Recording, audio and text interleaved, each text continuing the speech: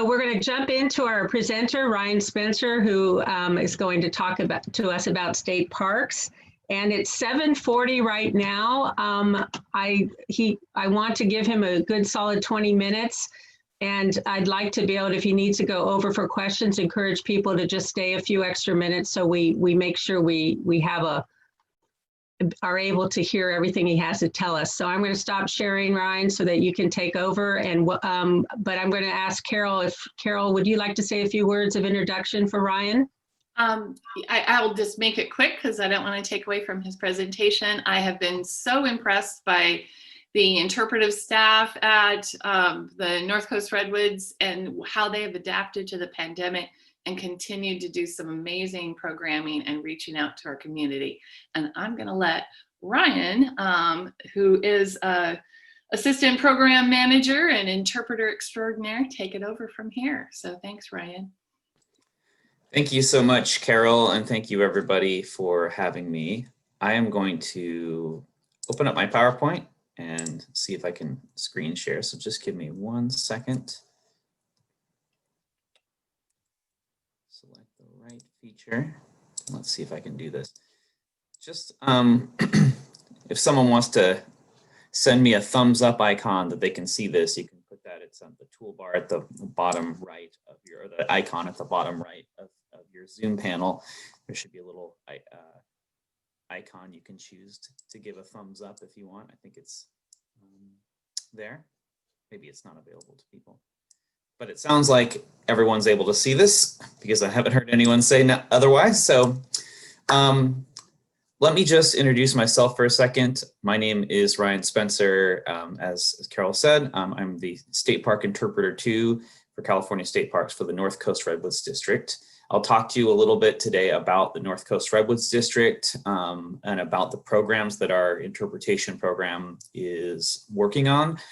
I will also highlight some of the successes that we're doing and then have hopefully some time for some questions.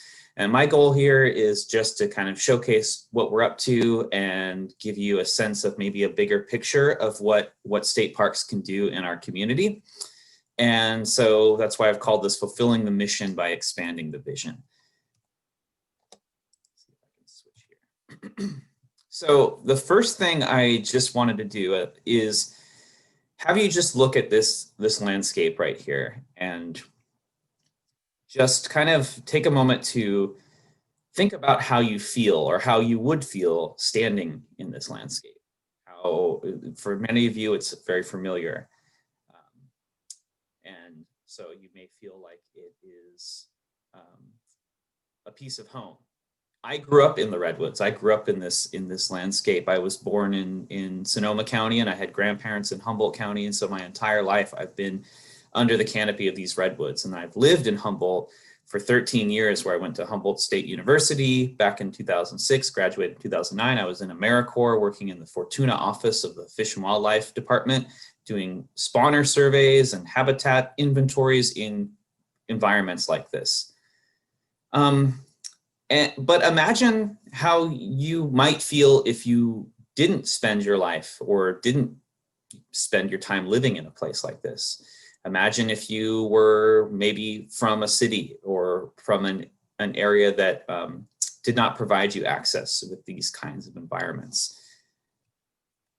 How would you feel, or how do you feel standing in a landscape like this, in a site like this particular site, Sumek Village in Patrick's Point State Park? It's a significant cultural and ceremonial center for the Yurok tribe.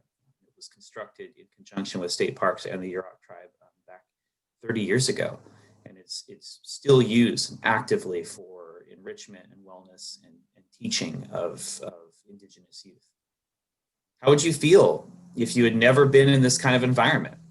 How would you feel if you had maybe had family that were familiar with those kinds of environment? It sounds like someone's saying that my audio is fading a little bit, so I'll try to speak a little bit more clearly.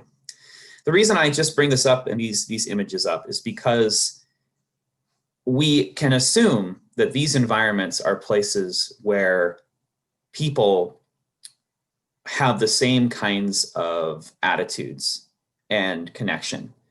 And we assume that at our peril, because there are many different walks of life that are beginning to explore our parks, that come from completely different backgrounds and completely different levels of connection. And then there are those who have walked in these places their entire life and yet have always missed the deeper story of these places. I wanted to just share with you the state park mission, which is to provide for the health, inspiration, and education of the people of California by helping to preserve the state's extraordinary biological diversity, protecting its most valued natural and cultural resources, and creating opportunities for high-quality outdoor recreation. Inspiration and education, that is where interpretation falls under. So as I mentioned, I am an interpreter with our district. And interpretation is this artful form of communication that tries to link the tangibles of a place, a redwood tree, a village site, a fort, a tide pool, with intangible things like hope and fear and survival and things that link us together no matter what our background is. There's interpretation happening throughout our district. So the North Coast Redwood District is this managerial unit. It's the northwesternmost managerial unit of state parks. It includes 22 parks. You can see that we've got almost 500 trails, lots of river miles, lots of campgrounds and picnic sites. We have a lot of recreational opportunities for people. And those people who are coming here, we want to inspire them and educate them. So we have a team of interpreters that are committed to doing this. This is just a few of them. We have 9 interpreters year-round that work in our district, and that is an increase from the 3 that we had up until 2018. So we have 9 year-round interpreters. In the summer months, during our busy season, that number swells to something closer to 20 when we get seasonals interpreters all over our district in our visitor centers and on our campgrounds. So this is just kind of the where our district extends to, all the way to the Oregon border. And some of our staff, including some of the staff that we're going to be bringing on. So the blue was who we're bringing on. We've still got a few positions left to fill, which is really exciting. The main programs of interpretation are ones that you're probably very familiar with. We do campfire programs and junior ranger activities, youth-oriented activities. We do distance learning activities, which I'll talk about in a little more in a moment. We do visual media. We do signs and social media. We do publications, exhibits. So one of my roles as an interpreter too is project manager for some bigger interpretive projects like redesigning visitor centers, which are definitely happening in the near future.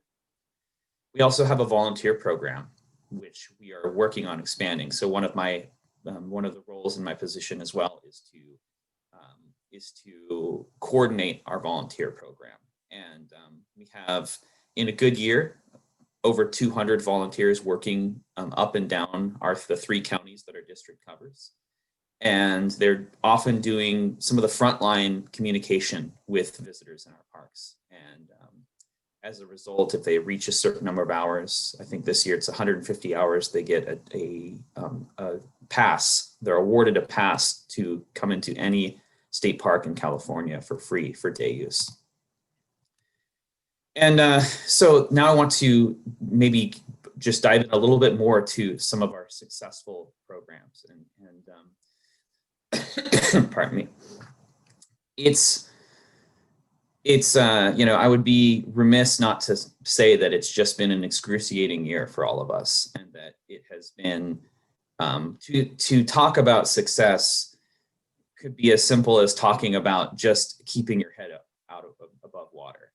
And so I recognize that for many of us, the idea of saying we've really improved or things have really gotten great for us might come off as insensitive. And it's been difficult for our team as well. However, we are committed to serving the community and serving students. And one of the ways that we have been doing it for a long time is through our Parks Online Resources for Teachers and Students program, which is our distance learning program that we've been, the state has this free distance learning program. It's just kind of like what you and I are doing, where it's an interpreter talking to an audience in real time with options for interactivity. In the past, it was just me in a classroom, and now it is an interpreter to a panel of students all from home. This program has really surged in COVID. Because we had so much background in doing this program, we were ready to expand and launch and just hit the ground running when COVID hit and when schools were suddenly moved to remote schooling. And it's been a great opportunity to inspire new interpreters and to begin to do these. So we have a green screen studio in our district office, but many of our interpreters talk to kids in the field. They're out there in the field. We've got two different Redwood-based programs. We have a Fort Humboldt history program. This is Angie Edmonds, who is our Marine Protected Area interpreter giving programs. We have 3 indigenous members of the Yurok tribe and the Hupa tribe who are also on our payroll that are presenting programs talking about ancestral history and Yurok culture here in Humboldt County as well. Another success story is social media. So when COVID struck and suddenly parks were closed and campgrounds were closed for a time, if anyone remembers that, you weren't suddenly getting many visitors to our parks in the first couple months of the pandemic. And so what we did as a team is we decided to really expand our social media offerings. We wanted to let our visitors know and the community and the wider world know that the parks are still here, even if they're not here in physical for everyone to access. And so we want to bring the parks to you. So we started a daily Facebook Live program, just 3 o'clock every day. A different interpreter was presenting a different topic, whatever they wanted. It could be as simple as a log that had fallen down. It could be a banana slug. It could be one of our interpreters showcasing some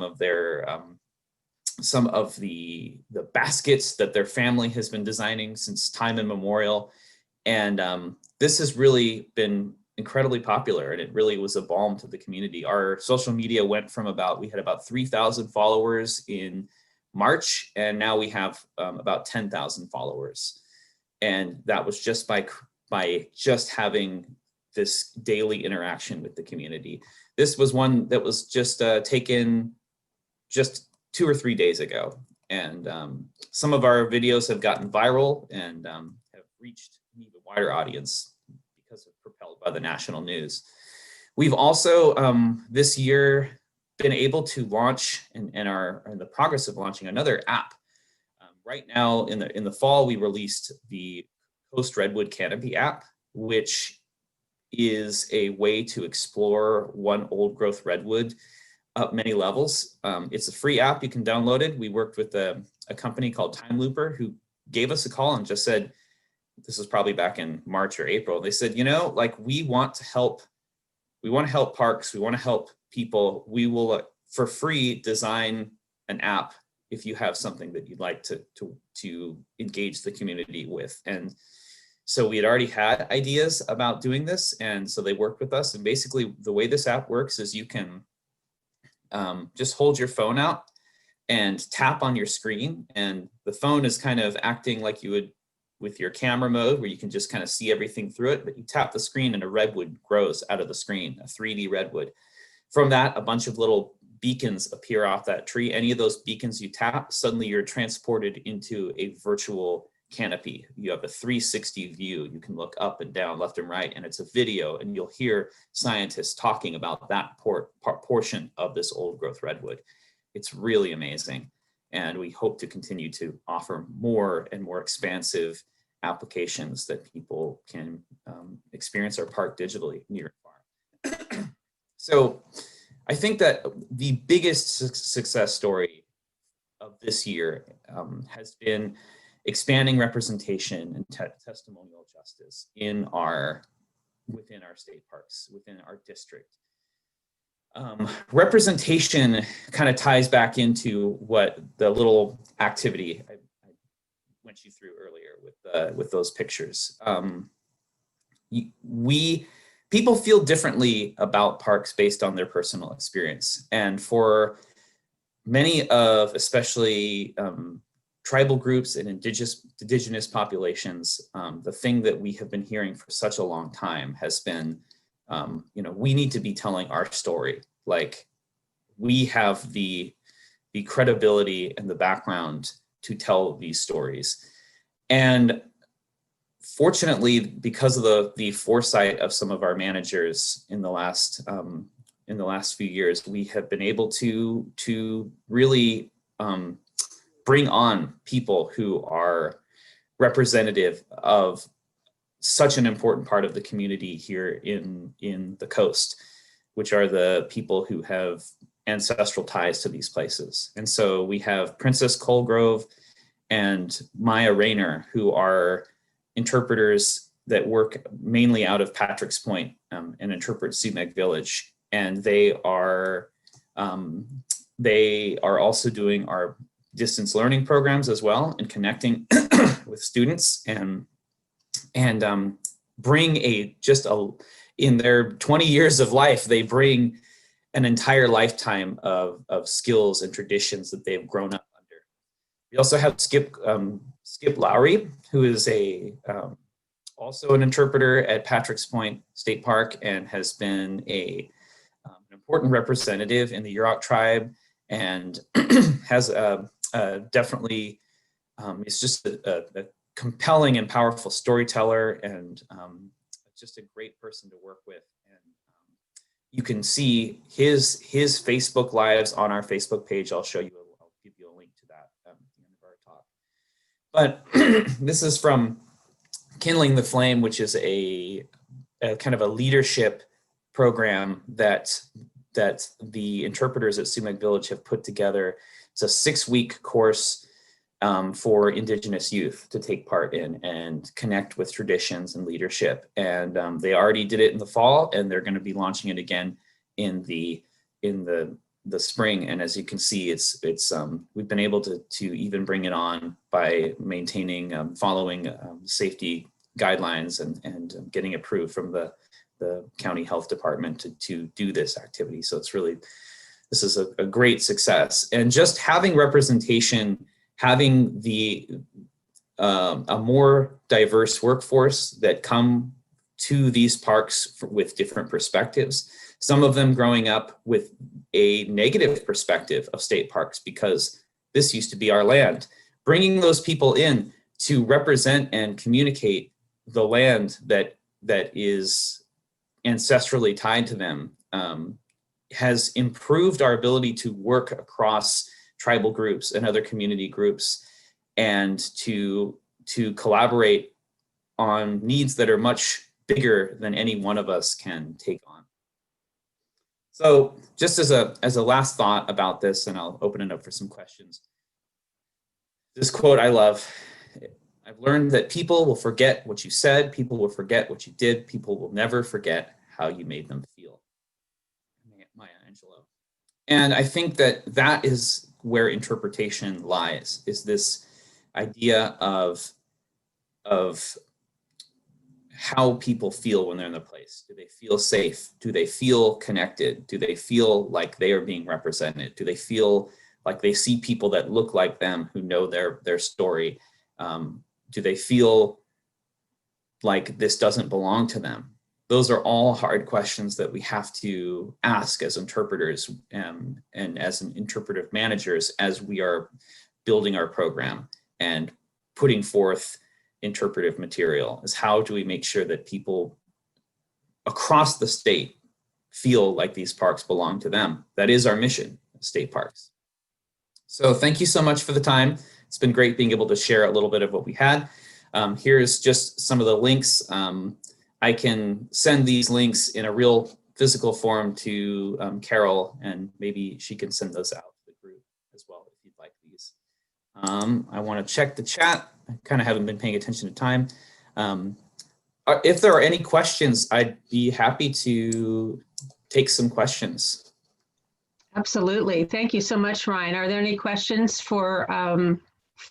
yes, we have one. Randy, go ahead.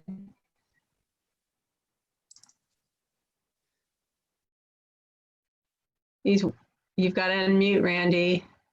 Oh, I'm sorry, I thought I did.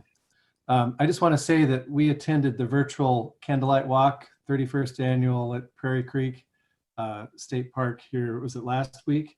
And it was truly magical. I know that the Conservancy put it on, but the state park staff worked with them.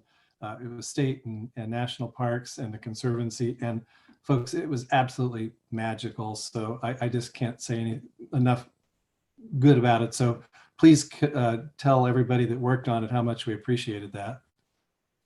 Thanks for that. Yeah, I just talked with Kyle Oxiger, who was our social media, digital media specialist in our team, and asked him how it went, and it sounded like it went really smoothly. And he worked so hard on that with Redwood Parks Conservancy, and it was. From what I heard, I heard it was very successful. I heard they had about 600 people at least sign up to participate, and it seems like it was really successful, and the community really came out to get involved. It should be streamed on I think Facebook or social media in the near future.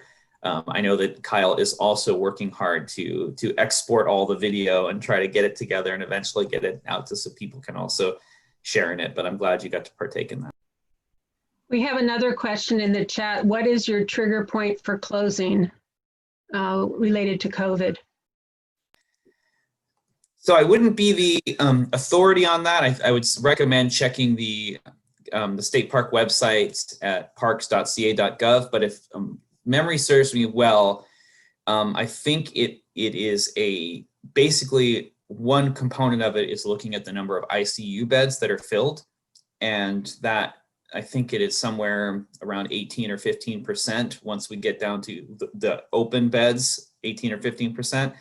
Once we get down to that, I think that's when potential trigger points arise. But I think that we're in Humboldt County not there, and I actually really don't know if that is just pertaining to campgrounds. I have a feeling that our director of California State Parks is really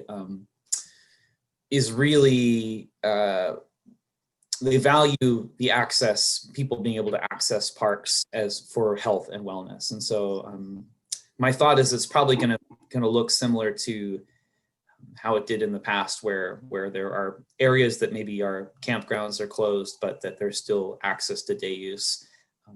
But again, check the state park website just to make sure. Okay. Well, thank you again for your time. We appreciate you coming and joining us this morning. And in appreciation, we are making a donation to Tri-County Independent Living. And they support people with disabilities in our community in Humboldt, Del Norte, and Trinity. So thank you so much.